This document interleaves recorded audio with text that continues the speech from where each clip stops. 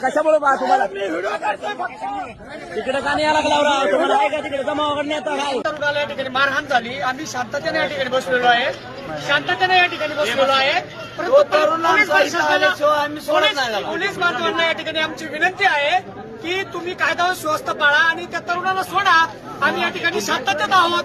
जो निर्णय या ठिकाणी होईल तो या ठिकाणी सर्व शांततेत आहे. म्हणून या ठिकाणी कायदा आम्ही हातात घेणार नाही.